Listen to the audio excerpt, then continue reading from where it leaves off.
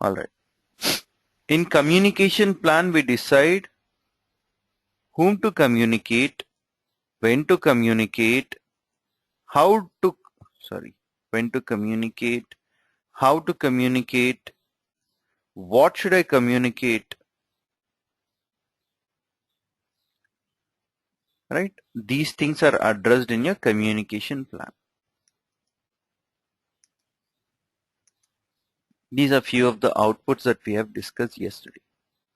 And then we have also discussed about few critical success factors, such as we need full-time Six Sigma leaders. We need to have quantifiable and measurable results. You always need to have top management support and commitment. These are few of the critical success factors. And we have also discussed about causes of Six Sigma failure. Why do Six Sigma projects fail? Six Sigma projects fail because of organizational culture.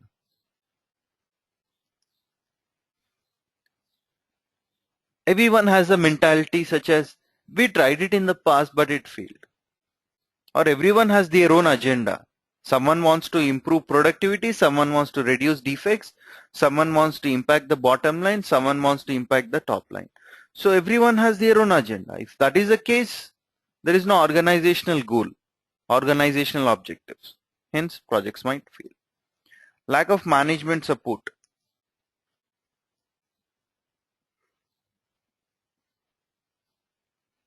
Not attending the meetings. You invite people to attend a meeting, they do not attend. They do not provide you full-time resources. You train all the people on Six Sigma and then they leave the company. There is no retention program. Right, and then the BB resources. Sometimes people just get bogged down on the certification that they do not intend to learn the logic, the subject, the actual content which is required to perform Six Sigma projects. Then also your projects might fail. Then we have organizational change management.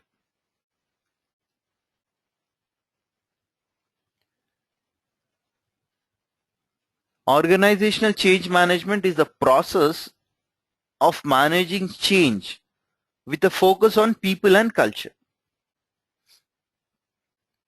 Right? Communicate the need for change. That is called as burning platform.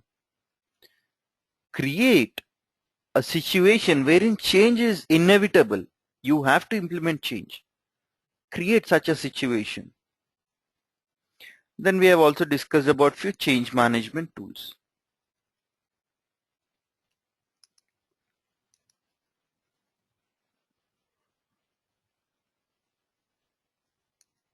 We have discussed about SWOT analysis.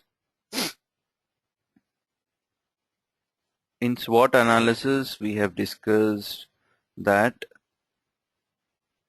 what has happened? Just a minute. Okay. S stands for strength, weakness, W, opportunities,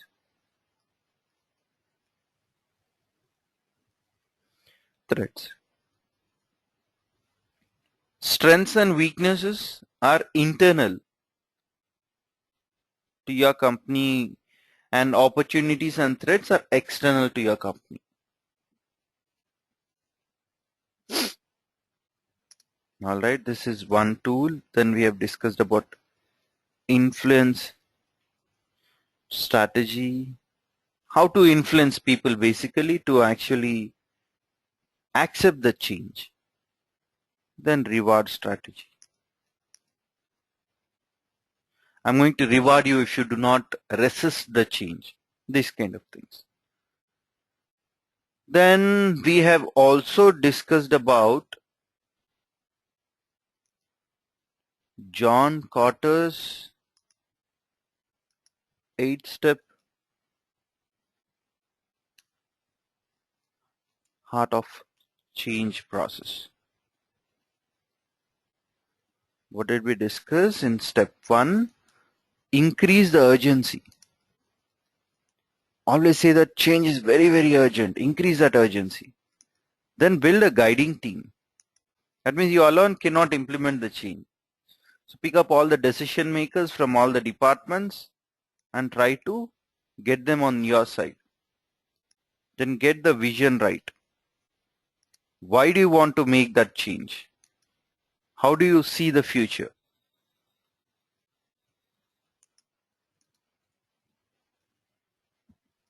Then start communicating for the buy-in.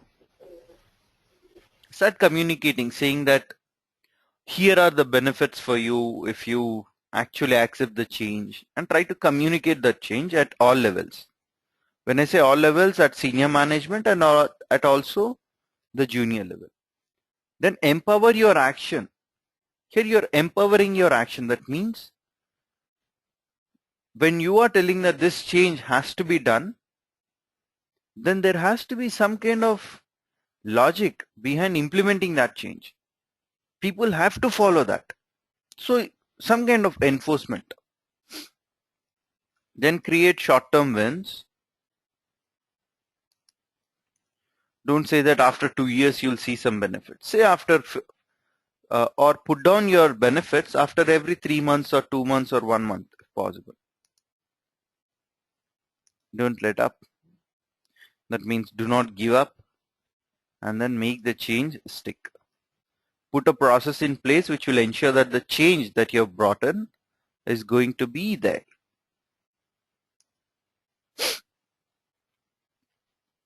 Then we have discussed about DMAIC overview, which is similar to our Six Sigma green belt. All right, so let me open this.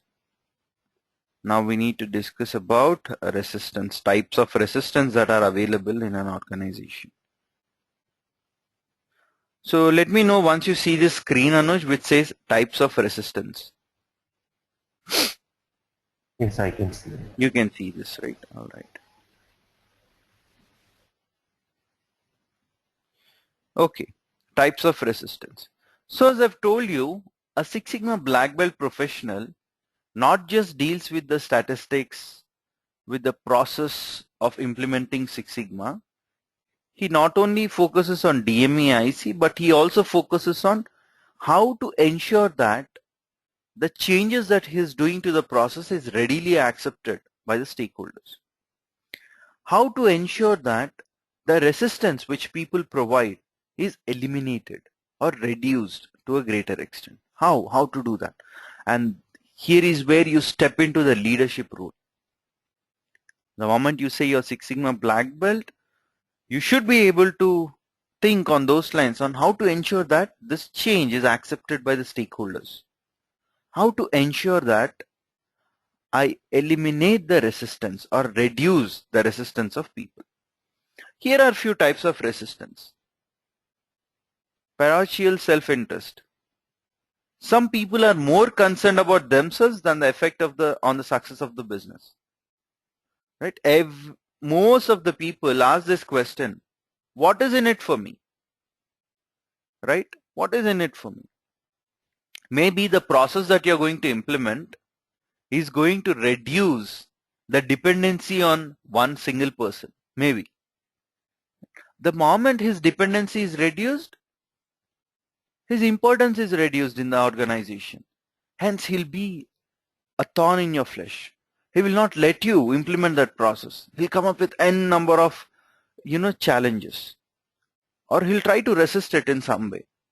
Because he wants to be that most important person. He do not want that process to take over. So how to deal with such scenarios? Misunderstandings. There is something called as Chinese whisper. Right? If there are, you can just try at home as well. Chinese whisper. You can probably tell that I like both of my kids. You just make that statement, but you have to whisper it in the ear of one person. Probably you can whisper it in your father's ear. Let your father slowly whisper in your mother's ear. Let your mother slowly whisper in your wife's ear. Let your wife slowly whisper in someone else's ear, and then listen to the final sentence. You'll be shocked to see the distorted sentence. You told, I like both of my kids, right? The final statement can be, I do not like my kids. You never know. So that is called as Chinese whisper, and this happens in reality. You can just try it, for instance, next time you are in Ahmedabad. So these are the communication problems, right? Or sometimes your leadership or top management does not want to communicate. They are reluctant. Sometimes because of laziness, sometimes because they want to implement this process without informing anyone. So these kind of communication problems should be addressed. Inadequate information, or you do not have complete information, you communicate half the information. Half the information is even more dangerous than not communicating. People will interpret in their own way, and suddenly there will be a lot of rumors around, right? So this is one more reason for resistance. Low tolerance to change. Just take an example of this. If you were to move your house, shift your house from one place to another place, how resistant are we to the change? Even if we move to a different location, we are resistant to that, right? Shifting our base to a different location, different city, different country altogether, we are resistant, right? So anytime there is a change, we are hesitant to take up that. That is human tendency. Right? Just one comment. Yeah, That's yeah, what actually sorry. yeah. That's what I observed between the us and means Indian people and the outside people, particularly in Australia, which I observe. Okay. We people here doesn't basically adapt the change, and those people always ready. Even if they are 60, if you tell them something that this is the new thing, they will try. I'll give the example. If three elderly people do the get together, let's say my father or his uncle or blah blah blah, they will always discuss about their past, what they were doing, and if those three Australians gathering together, they will always discuss what is happening and what can be happen in future. That is the basic difference. Okay, okay. They never discuss or hardly discuss about their past, hardly. Okay. And here I observed all the 60 above people, they always discuss about their past, what they were doing, blah blah blah. Right. Right. So we can't basically move on with the changes. We can as a youngster, but not the people above 60. Here people above 60 think that their life is over. Correct. But anyway, yeah. Anyway, They're probably even at 60, they are still very active. Even at the 80, they are active. They will do their best that whatever they can do independently, because their kids not with them, so right. They don't have any expectation. They have to do it. That's it. Here about even my father, if I'm talking about my father, after 60 retired, so he thinks that everything is done. That's it now. Even though physically he is capable, he is educated, but he doesn't want to do it. Over there, see, he is trying to keep himself busy, but still, it's different, it's different. True. I agree with that completely. So some people need... My mother-in-law always depend on the daughter-in-law, and blah, blah, blah, those things, why should I do now? I have done enough, now it's her turn to manage the home and those kind of, nothing like that over there. Right. True. Good cultural change. So, yeah. We have to, Right. So some people need to be very secure and stable. So that is why they are going to resist. And different assessment of a situation. Some people may see different advantages and disadvantages with the proposed change. The moment you propose a change, if you say that these are the advantages and these are the disadvantages, then there will be few people who will always see the loopholes. They'll say that no, advantage is only for you for us there is only disadvantage, right? Your labor unions, they all think in these lines. So how to resist? How to deal with that resistance? First thing is education and communication. Inform and educate people of the change beforehand. Just because they are not willing to doesn't mean you'll forcibly implement the change. It will not be of any good for you. People are going to resist. They are going to do strikes. There'll be trade unions. There'll be IT unions if it's IT company who will be against that. So first communicate what is the change all about. Educate the people on what are the advantages of the change. Participation and involvement. Involve key stakeholders in the change process. Involve all the key people. Suppose you have 5 departments. Involve all the heads of those 5 departments so that they take care of the changes in their departments. And probably those department heads can in turn look for few other people within their departments who are key, right, who can easily push that change through. And facilitation and support. Be supportive of employees during difficult times. For instance, 9 hours 15 minutes in Infosys, right? Be supportive to the employees. Say that, all right, there is 9 hours 15 minutes, but probably you can make use of all the facilities such as gymnasium, sports, something. You can enhance your own skills. You can be fit. You can take care of your health during that time, right? Such kind of things. Negotiation and agreement. Offer incentives to employees not to resist change. Right? This really happens.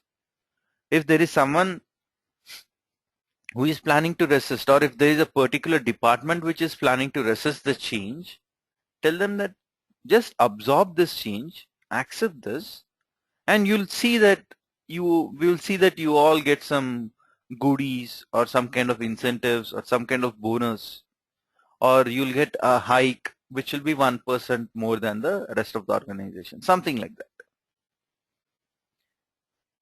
Manipulation and co-optation. Bring resistors into change committee, but not listen to them. Yes, if there is someone who is key stakeholder who is not going to accept your change, he's a resistor, do one thing, put him into the change committee. Tell him that do you know what, we have promoted you. You are into the change committee now, which is a very good opportunity for you, and take him into the change committee. Now, once he's in the change committee, he has no other option than accept the change, but he'll try to put forward his thoughts. Don't listen to him. Don't listen meaning don't implement his changes. That is what you mean. Explicit and implicit coercion. Force employees to listen. Either accept the dress code of wearing a tie or accept the timings of 9 hours 15 minutes or you are out of the job. Force employees to listen. Fear of job loss. Yeah, these are few of the ways to deal with the resistance. Yeah. So here is my time to relax, Anuj. Can you just read that and tell me which method to deal with resistance works best for each type of resistance? Or I want to do in this way, Anuj. We'll do it in this way. I'll share this presentation with you. So just do this and send it to me by tomorrow before our session starts. Okay. Yeah, that works, right? All right. And tell me which method to deal with. So it's just one answer which I have to tell you, is it? Yeah, exactly. We have discussed about few methods of how to deal with change resistance. So which method is applicable to parochial self-interest, misunderstanding and all that? All right. Next thing is stakeholder analysis. We need to identify the key stakeholders. We need to identify how important that stakeholder support for the project is. Identify his current level of support or resistance. Is he a neutral stakeholder? Is he a positive stakeholder? Or is he a negative stakeholder? Identify that. And develop a strategy to move each stakeholder to the required level of support. For instance, you might have positive stakeholders, you might have neutral stakeholders, and you might have negative stakeholders. You always have to try and bring this negative stakeholder to the positive zone. If he's not moving to the positive zone, at least make him neutral.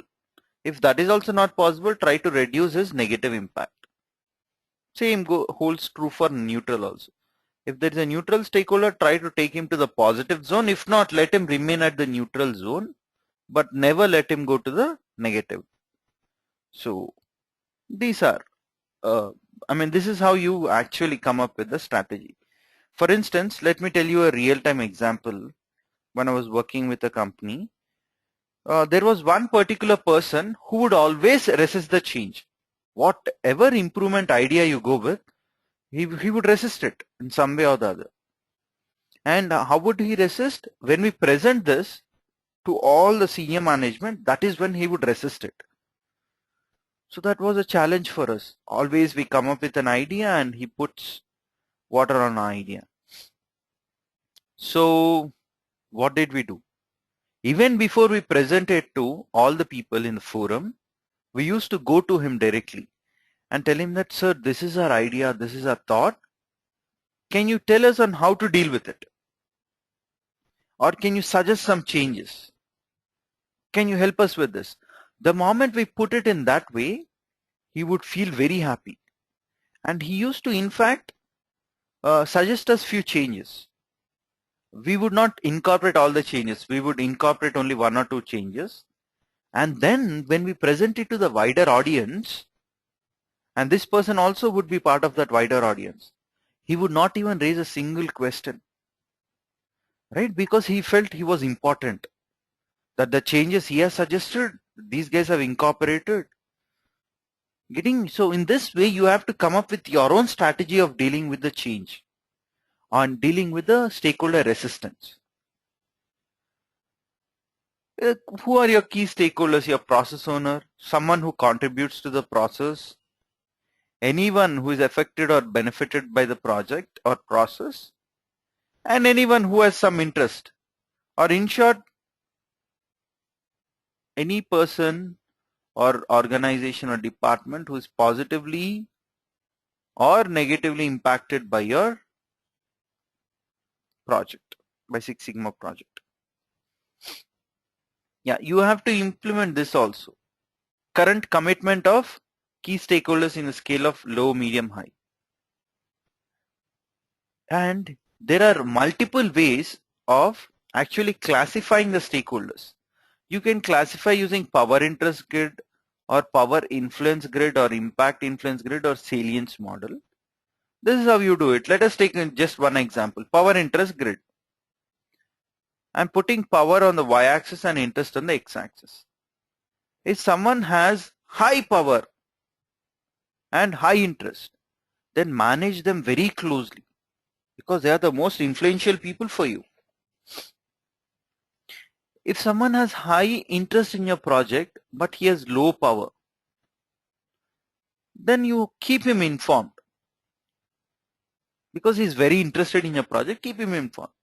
If someone has high power and low interest, keep him satisfied because he has high power.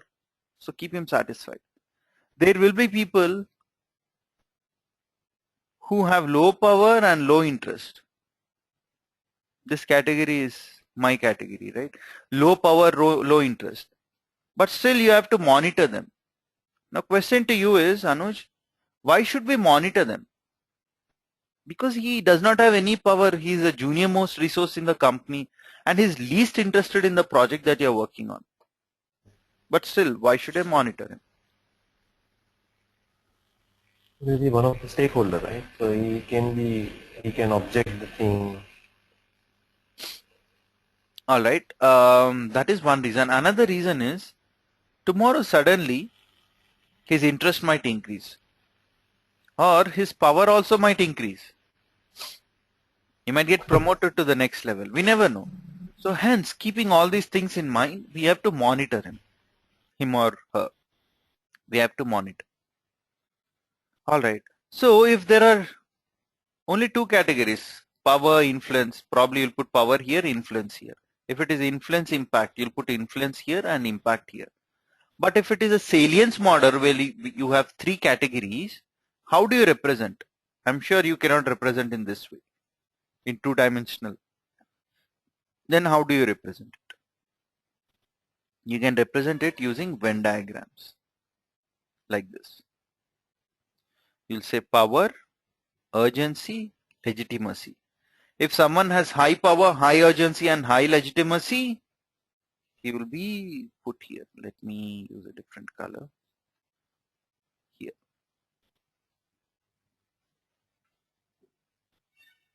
In this, if someone has high power and high urgency, he'll be put here. You'll put his name here. If someone has high power and high legitimacy, you'll place his name here.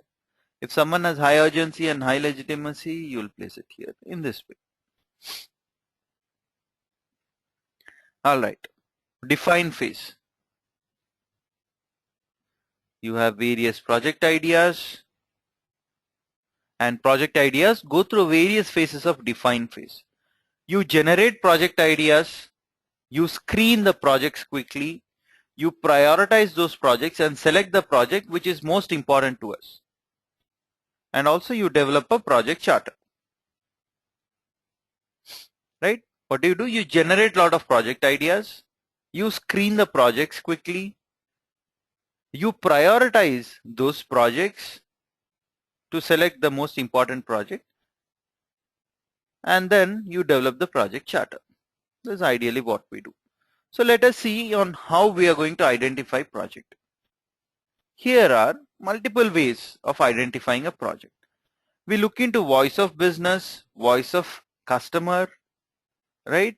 We look into voice of employee or associate. We listen to even employees. And then we look into voice of process. And we already have this information handy with us, cost of poor quality, because we periodically keep generating the project ideas. There are also few language processing tools which are used to process the potential ideas generated from these above sources. That means voice of business, voice of customer, voice of employee, voice of process, cost of poor quality. And how do you generate? Using affinity diagram or interrelationship diagram or goal means diagram or tree diagram. We'll discuss about each of these things in detail. Voice of customer or the market. What is the market telling? You'll always have to keep your ears open and always have to be on the lookout for the emotional outburst of the customer. What is it that the customers are saying in the market? Right? Even iPhone, they will do this. Sorry. They're going to check how is the response from the customers. What is it that they want in the next release? So always you have to be open. Do a self-review in comparison to the competitors. Right? Apple, if it is going to come up with iPhone 7 in the future, they'll not just like that come up. There will be some rationale. They are going to evaluate their product against Samsung, against your Lumia, against Android, against Windows phones, right? They're going to evaluate against all those things. And then they'll come up with a software also for the phone which is slightly advanced in comparison to the others. So you need to do this self-review also. Example, coffee delivered by you is not as tasty as served by barista. That's barista, but okay. So if you're a cafe coffee day, you have to evaluate your performance against some other competitor, maybe barista, maybe some other person, maybe some other chain, right? Maybe Starbucks. You need to evaluate. this is very much required. Because if your performance is not good in comparison to your competitor, that can be a potential project for you. Then voice of business. Check if your business goals are met and identify the gaps. Probably your business says, sir, I want 27% profit margin from all the projects. But maybe you're delivering at this point of time only 20%, right? Only 20% of the profits are given back, whereas you are expected to give 27% profits. Voice of business. Find the opportunities for improvement. How to improve your internal processes, right? All that. So example, we have not been able to meet our annual plan for our gross operating margin in this fiscal year. So maybe our CXO, C-level people, C-suite, they might have told that 27% is of profit margin that has to come out of the project. But maybe you are giving only 20% of the profits. So you are down by 7%. This is where there is an opportunity to start a Six Sigma project. Then listen to your employees and associates. They are the most important people. Take feedback from them in further defining the scope. That for instance, there is a sudden increase in the number of people falling sick. Why? Is the cafeteria not clean? Right? Or is the working environment not good? Or is the AC ventilation not correct? What is the problem? Are the chairs are not cleaned properly? Is the washroom not cleaned properly? So all these things you will have to analyze. So here is another opportunity for Six Sigma project. So in this way you have to listen to voice of customer, voice of business, and also voice of employee. Then we have voice of process. Voice of process means just look into your process. Identify the following areas of improvement. Look into the hidden factories. Hidden factories are very, very difficult. For instance, suppose you're doing some work. You see that there is a defect. You immediately fix it. No one comes to know except you. Right? You have written a code. You have done review. You have done a self-review. Review comments, you immediately fix it. You'll never let it come out. These are the most challenging things to come out. So you have to focus on that. What are the wastes that are happening in the project? What are the defects? Where are the defects more? Right? Where or which process is consuming the high resource? Right? Why is the product unreliable? You need to check all this. For example, though we have increased the computer processing speed, the cycle time for the computing still remains the same. From your end, you have tried improving something, but still the computing speed is less. Why? What can I do? So this is also an area of interest to you. You can just pick up this as a Six Sigma project as well. The last thing is cost of poor quality. Cost of poor quality can be retrieved from data, from your quality assurance, internal audits, management engineering. All this will give you some data, and the data is going to speak about cost of poor quality. For example, the field failures have risen suddenly in the last few months. On the field, when people are working on the ground, there are a lot of failures that are happening. Why? Probably this also can be a Six Sigma project for you. All right. So Anuj, this is yet another exercise. So when I share this file, just think on these lines also. You develop your own list of project ideas, assuming you're the customer of the movie theater or you're the owner of a movie theater. So there'll be a lot of such exercises, Anuj, which you'll have to work on and send it by the next day of the training. Right? This is just to ensure that your thought process is also in line with the training. Yeah. All right. I was thinking this 2 minutes ago. I was thinking one thing. Yeah.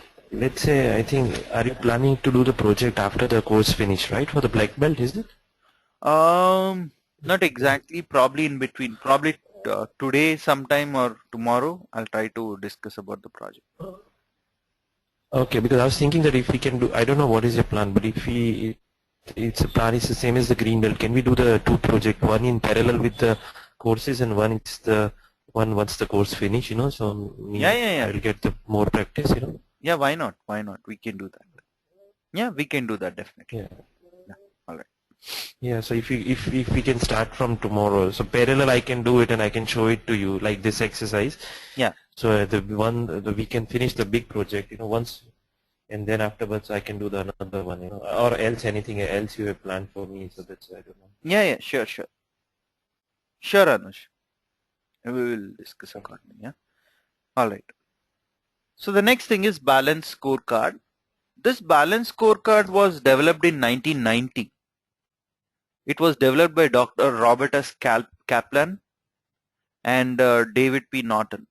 So famously they call it as Kaplan and Norton uh, dashboard or scorecard. Let me write the names. Kaplan and Norton. This was one big project that we have taken up in ITC Infotech. We have actually implemented this hands-on. All right. This is nothing but a performance Yeah, so management tool. sorry. Yeah. Yeah, you said so. You give me some one live project which you've done, so I can show it into the resume. Yeah, yeah, yeah. Why not? Why not? Six Sigma, yeah. I'll definitely provide you with the complete information or insight. Okay. And all right. So this is one small small technique which I've implemented in a big way in ITC Infotech. So this is all about ensuring that the scorecard, the metrics that you're coming up for your project has all the elements. It is balanced basically. You don't just have the financial metrics saying that, you know what, we have to make profits of 27%. That is fine. That is from organization perspective. Customer wants 99% delivery time, on time delivery, 99% on time delivery. Okay, that is from customer perspective. Then you come up with internal business process perspective. Internal businesses to satisfy our stakeholders and customers. What business process should we excel at? That is internal to you. Internally, in your project, you also have to improve your process. Then you're leaving out your employees, not at all a good sign. Consider them also. That is where your learning and growth metrics comes in. How do we sustain our ability to change and improve? How are we going to improve our employee skills? So this is balanced. I'm looking into the financial aspect. I'm looking into customer. I'm looking into my internal process, and also I'm looking into my growth. And one key thing is we should not have more than 20 measures across all these metrics. So maximum is 5 metrics. Maybe gross operating margin, maybe profit after tax, maybe profit before tax. In such way, you should have only 5, not more than that. If there are more, then management loses the focus. If there is only 5 or less than that, then you'll have complete focus on them. That is the good part. Then the chosen metrics need to reflect the strategy of the company. The metrics that you are choosing should reflect on what is your company's strategy. It should not so happen that your company is planning to do something else, you're doing something else. It should be in line. A new company may want to focus on revenue from new products, while a mature company may focus on total revenue. Right? So accordingly, you have to come up with a financial metric. If it's a new company and you're telling that let us focus on total revenue, then probably that is a mismatch. Right? Hence, you always have to be aligned with the strategy of the company. Next thing is each metric should be tracked at least on a monthly basis and it should be reviewed by the management.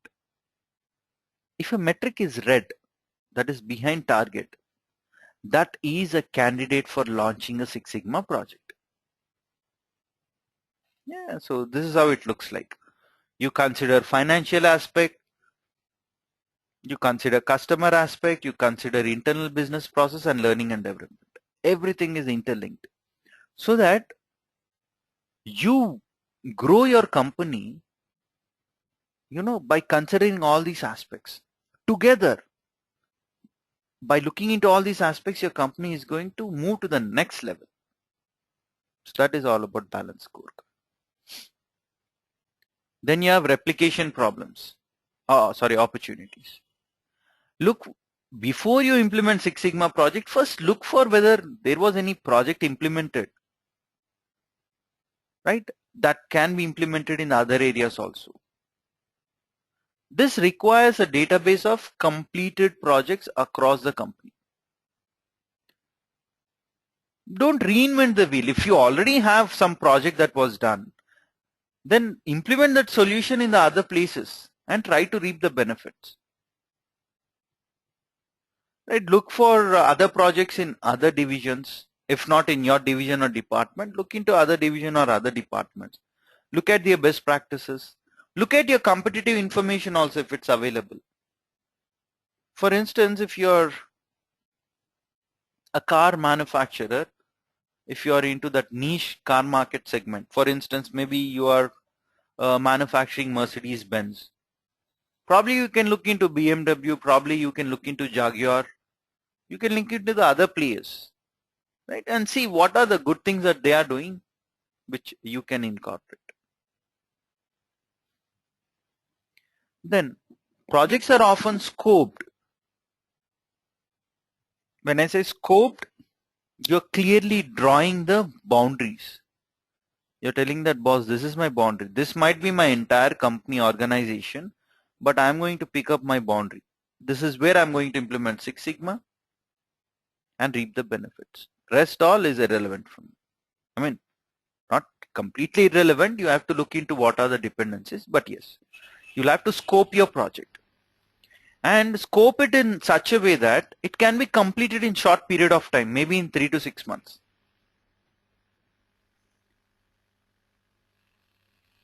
Focus on one specific aspect of the overall issue. If they say that there is a lot of attrition in my company, people are leaving my company within 3 to 4 months of joining, what should I do? That cannot be a Six Sigma black belt project. Probably you can say that in my company the attrition level is high, but divide it based on cadre. You can say that junior engineers are frequently quitting the company. So that can be a black belt project. Or senior engineers are frequently quitting the company. That can be a black belt project. You cannot say that my entire company's attrition rate I'm going to handle. That cannot be a Six Sigma black belt project. Why? Because it's too vague, is it? Yeah, it's too big.